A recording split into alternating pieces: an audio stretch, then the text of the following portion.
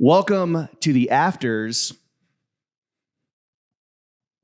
Uncut bonus content for our best friends behind the paywall. This week we are fucking around and getting silly with Larry and Jimmy post podcast with Wes Wilson. Oh, we sent it.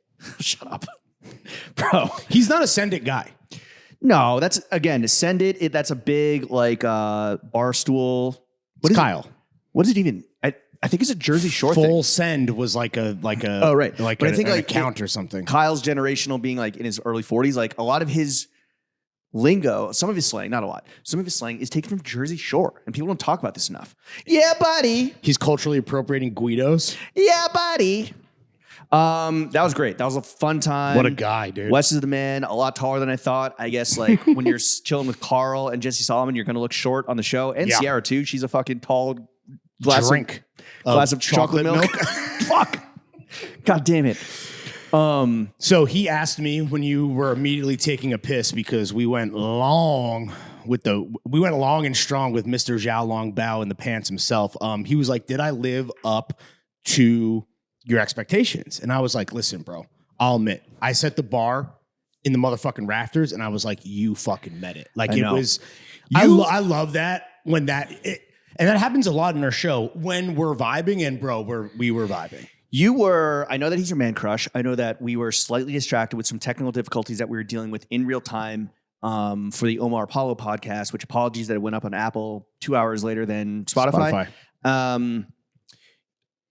You were acting, and I'm not making fun of you. I'm not bullying you. I'm not hating on you. Glazing. Towards the end, you were acting, once the technical difficulties, you could finally breathe easy and fully, I think, lean into how much you love this guy. I've never seen you act drunk while sober. Like, the way that you were acting was how you act when you're drunk. I was drunk on bromance, dude. I fucking love this guy. Yeah. The hall pass. No. Bromance. No. Huh? That's you when you're drunk. Really? Really? That's you when you're drunk. Wait, where does the hand come in? Like You come in. Oh. Yeah. Coming hot. Yeah. You're like playing defense. The hall passing, that is a completely true story. That's insane. Wait, honestly, I was like, wait, hall pass for Lawrence to fuck West? No. Like Jenna being like everyone else, I'm in love with this guy. Whereas like guys are like, I want to be his best.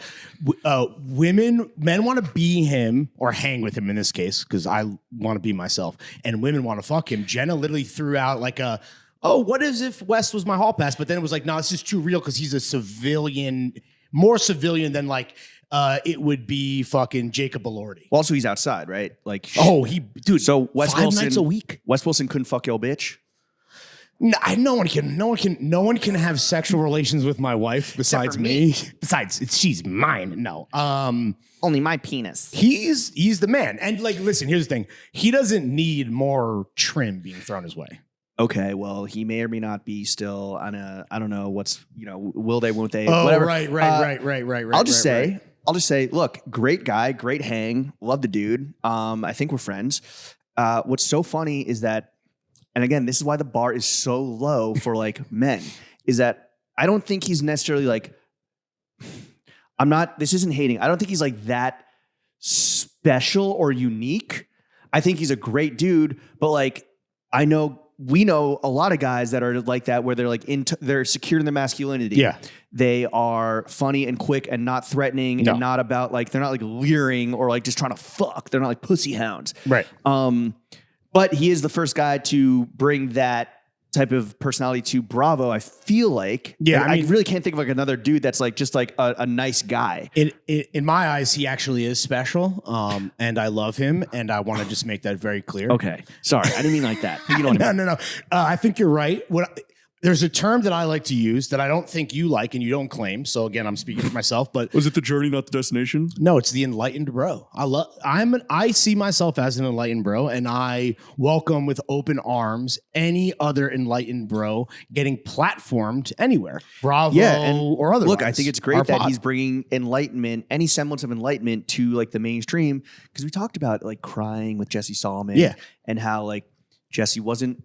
He thinks that he came off soft or like a pussy. And it's like, no, bro, like that's when people really connected with you, because you actually were a human being instead of just a guy, fucking performing for the camera. I'm not saying that's what Jesse does. I'm saying that's what people on TV, reality TV do. Yeah, and I'm not trying to cast judgment upon anyone's family life, but a thing that I really feel is true when I think about West or like you or me, even it's like, yo, if you're raised right, like you know how to act. And whether that's cameras on, whether that's mics on, whether that's just out in the world, like I think that, you know, it reflects on who raised you. But if you weren't raised right, you're a fucking asshole. Again, right, I wasn't here to cast judgment, I said.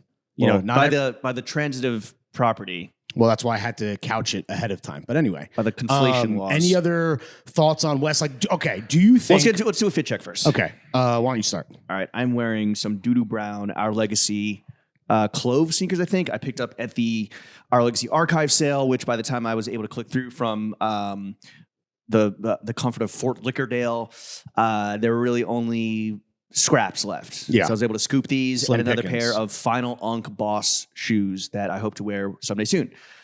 Are those the ones you sent to the chat? Yeah, the Those- crocodile cab slippers. They're sick. They kind of looked from that view. What's the sole like? Is there a heel or anything? It's a heel. It's healed. It's a crushable heel, and then the sole heel is a heel. This is the highest comment I could pay. They kind of look like women's shoes.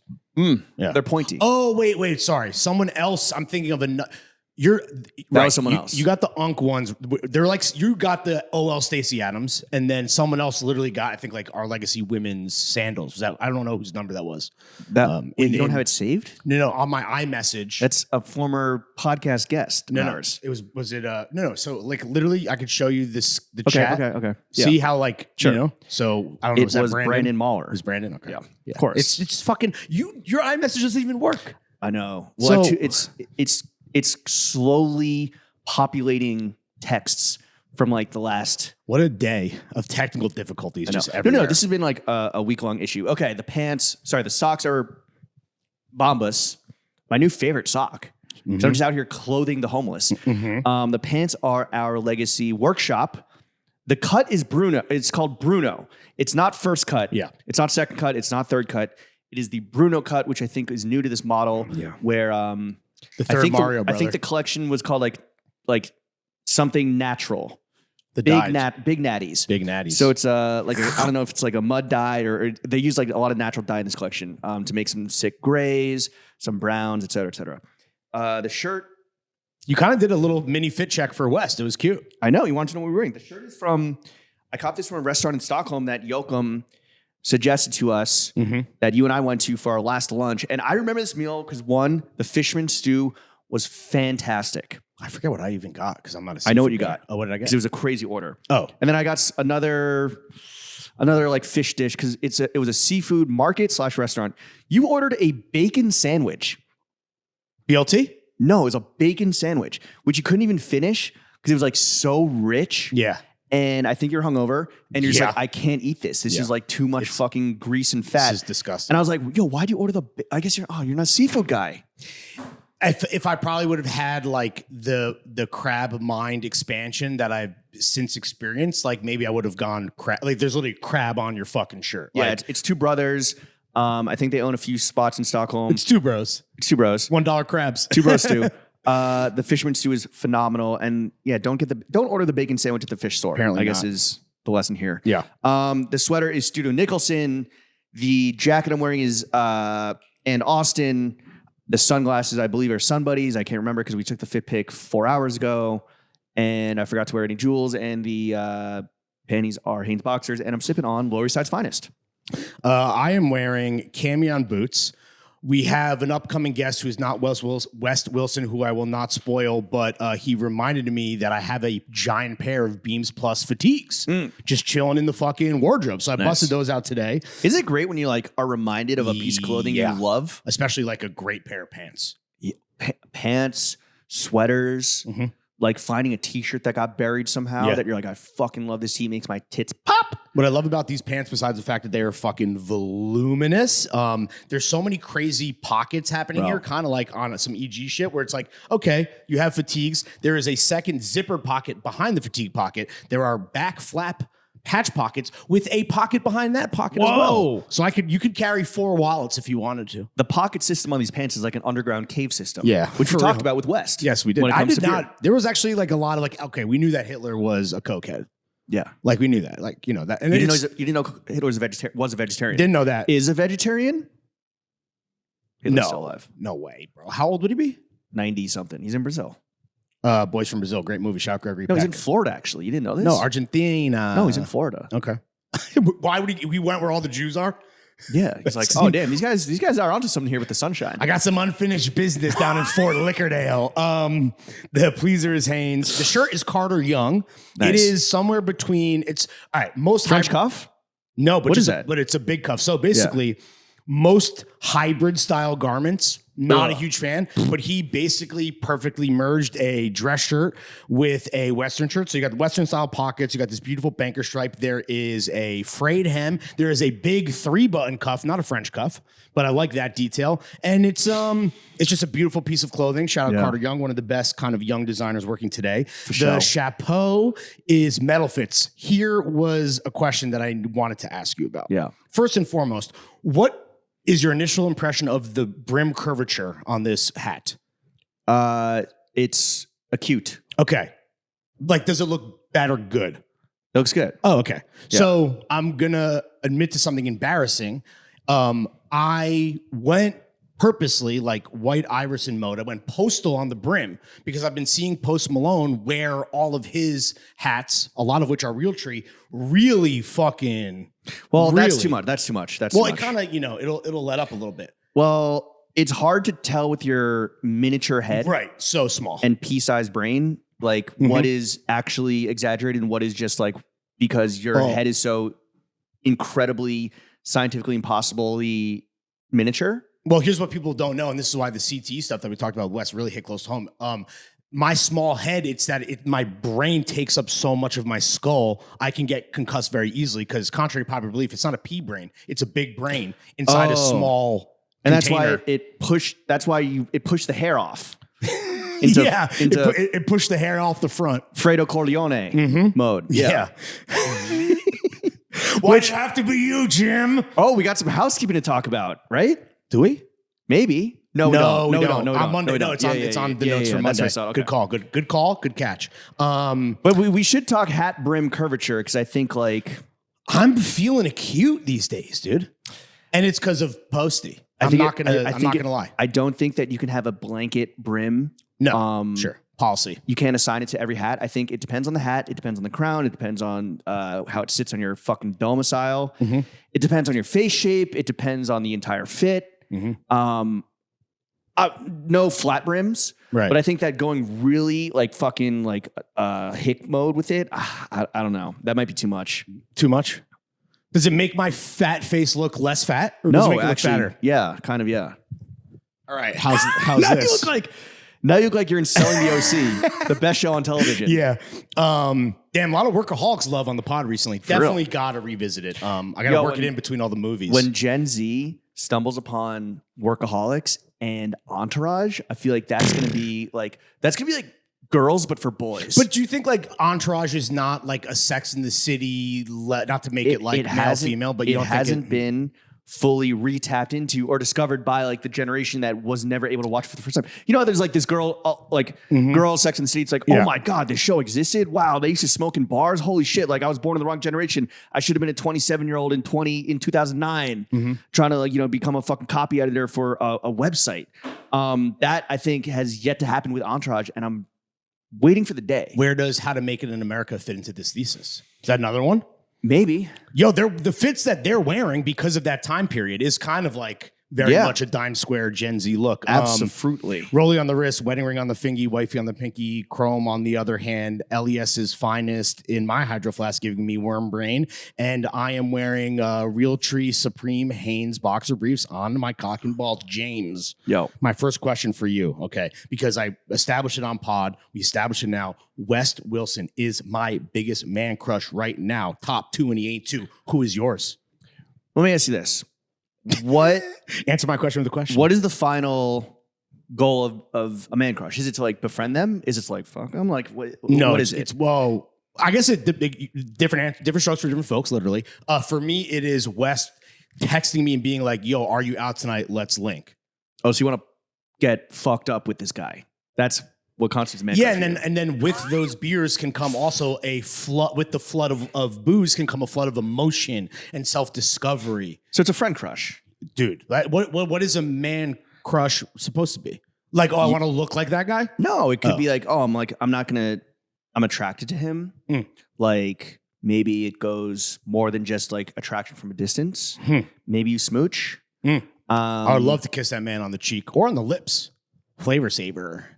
He could like tickle your scro with the mustache for sure. Want to sip from those soup dumplings? Yeah. Dude, that shit is so funny that like he literally had his just balls out on TikTok. And I did love that he... Where does dick go? Maybe it was like Texas flipped up for Cowboy Conrad. I don't know. Oh, so all right, who's your bromance crush then? I went to a live podcast last night. It was just kind of like my boy DJ White Privilege was in town. He's like, yo, do you want to... I'm linking with Allison Roman and another friend, Christian, who's like I haven't seen in a long time, but like he's one of the funniest dudes I know.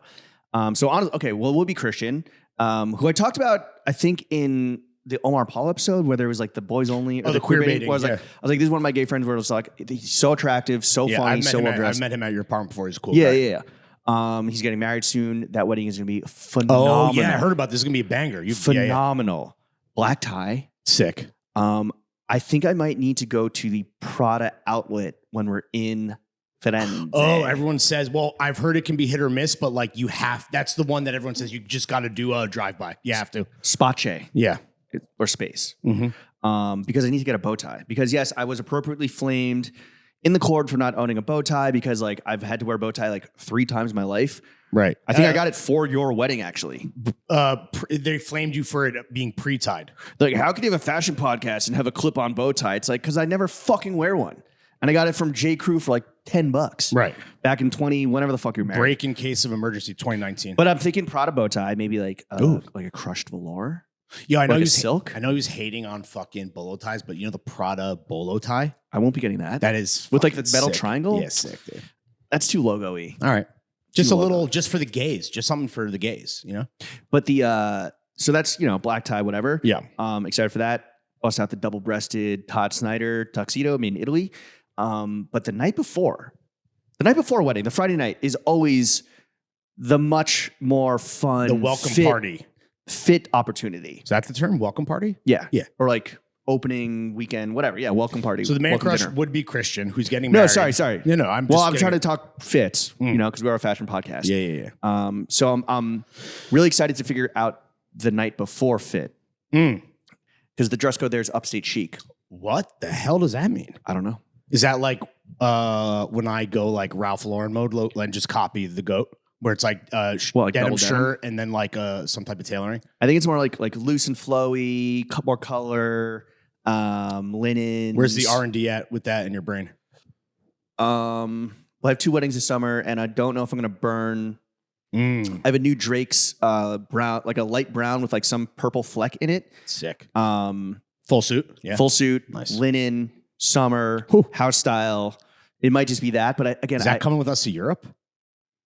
Probably not. Why would it? I can't wait to see what you wear to Pity. It's going to be so hot that like... I'm going to wear normal clothes. I'm not going to fucking be a peacocking asshole. I can't wait to see what you wear to Pity. Yeah. You're just going to be fucking Joaquin Phoenix putting on clown makeup. You probably, but that clown makeup will be probably like a white suit. Oh my God, bro. When in Rome. When in Florence, actually. Yeah, when we're, walking around the trade show? Mm-hmm. Cool. My man crush. So it was an Allison Roman live pod, and it was hilarious being at a live podcast for someone whose audience I feel like is just like, it was like looking in a bizarro mirror. It was like looking at the Dublin portal, except it was just our guys, but girls. Okay, cool. They need a link. And seeing how she kind of moved, and like we had to walk in through the main entrance, and there was already a line. What am I talking about? I already talked about this on Poisoning last week. Okay. But her co-host was Stephen Phillips Horst, our homie, and the co-host of Celebrity Book Club. He was on the pod a long time ago, and he might be my man crush now, just the way his brain works. Yeah. He's so funny. He quick. he wasn't trying to dominate the show. Like he can command a room, but he was like playing his part of like kind of like second in command of the two of them on stage. And you know, he was wearing this like outfit that like at first I was like, what the fuck? But the more I was looking at it, he's like, yo, I'm going for like gay Japanese schoolboy. And I'm like, dude, you're nailing it. The hiking boots were so good. I think they were like La Sportiva. Oh, nice, dude. Italian fucking Dolomite excellence. Yeah, with a short sleeve shirt that was red and white stripes, kind of like the Stussy Legace beach shirt I have. That was like very oversized. And then he had like a dark green tie. He had like a crazy like crochet bucket hat on. Like West. Big green socks. And then like I think navy pants and navy blazer. So there's like a lot of color and crazy accessories, but like the suit was holding it all together. But anyway, his humor and quickness and timing, and I mean, he was getting some big guffaws. So he might be my man crush just from like an intellectual point of view, but also he's an incredibly handsome man as well. Yeah, he's so good at podcasting and he's so good at shit like Twitter. Like, so obviously just an elite social follow. And that's why we had him and Lily on the show, right? You know, that's why CBC. Oh, dude, and I was with him at the Eckhouse Lotta sample sale and he was taking his shirt off. But I will say he is such a guy, just like Wes, with like where the bar is set. Like, okay, someone's fire at Twitter or they're great on mic, but like when I am lucky enough, when I'm blessed enough to run into Steven at like a party or a sample sale or whatever, not only does he always look fucking amazing, but he's that quick and on in a not.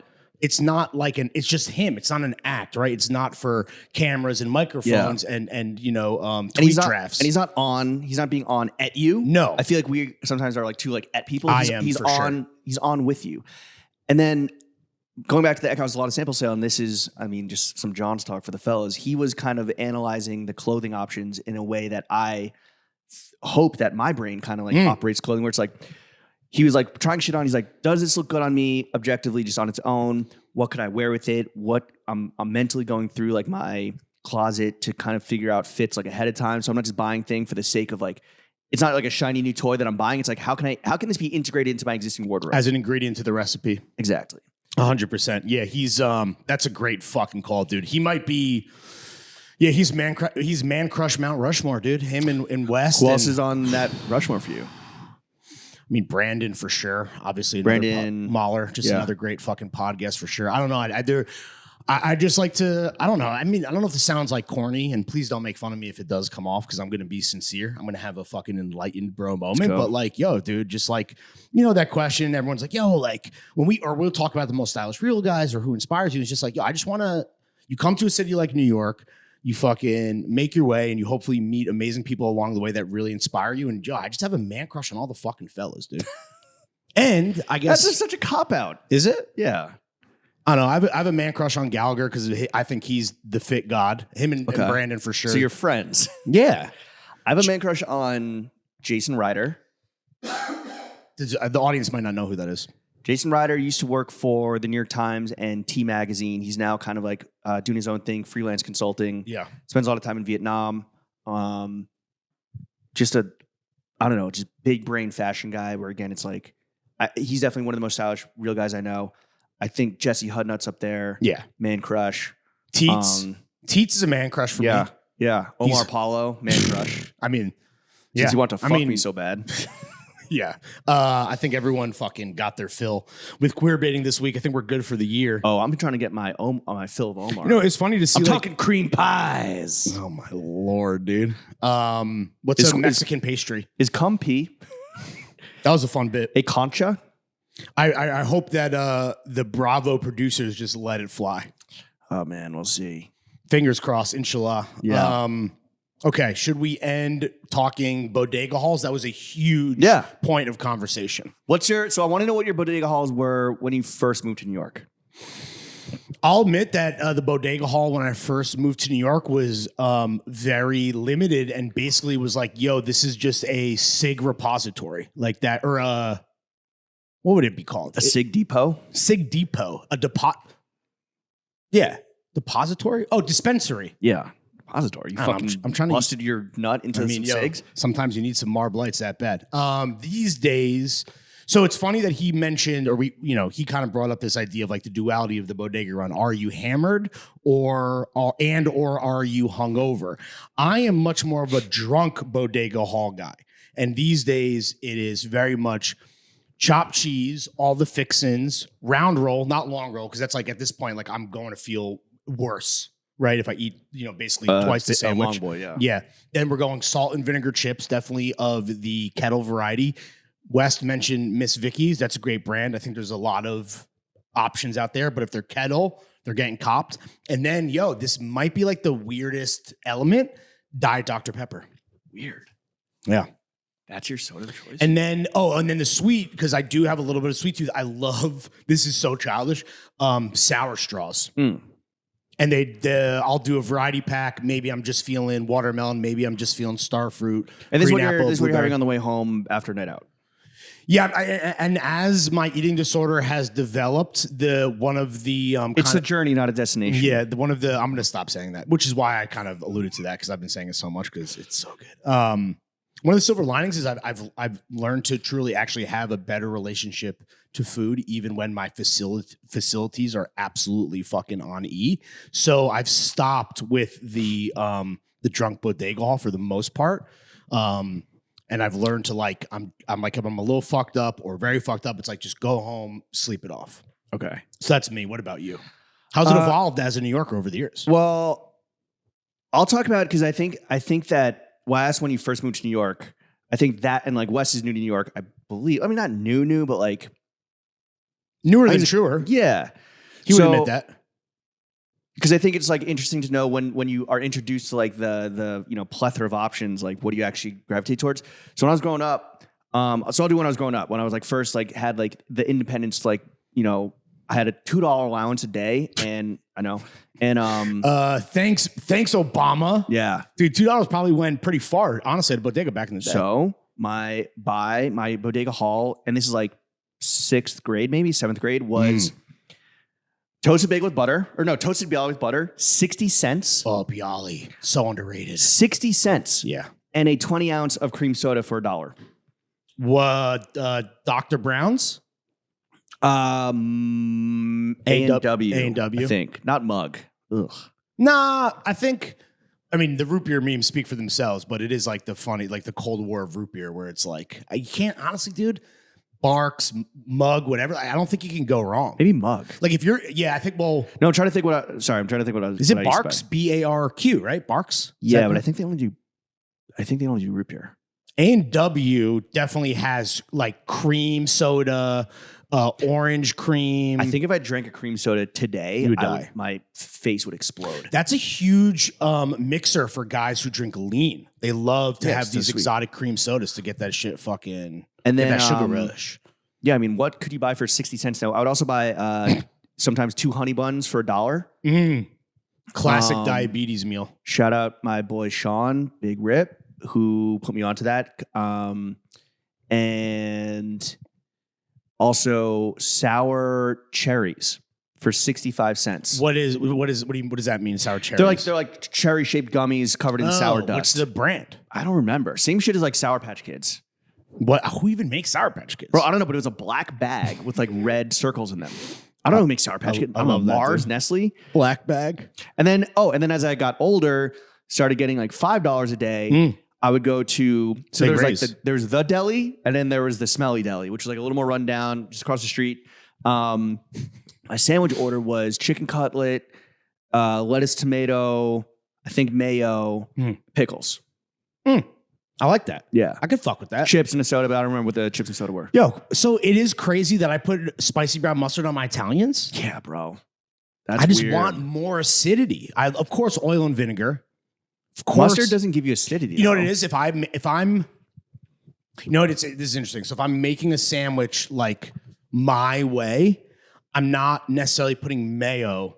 So for me, the extra lube is that mustard. If I'm doing like a Jersey Mike's or something is coming from a chain where it's like, or even like a Court Street Deli where like a mayo is already part of it, like I'm not taking it off, but I'm not necessarily adding it. I've never heard of mustard on an Italian. But think about every Jewish sandwich, right? That is a smoked yeah, but those aren't. meat But those versus aren't cured meats. It's still kind of similar vibe, similar vibras. I don't think so because I think because I think the meats in Italian are spicy. So to get like the spice from the mustard, I think is just too much spice. My mouth is fucking watering right now. Sopra well, you need to eat, dude. I'm sure you're fucking dying, dude. Yeah, I can't go to therapy on an empty stomach.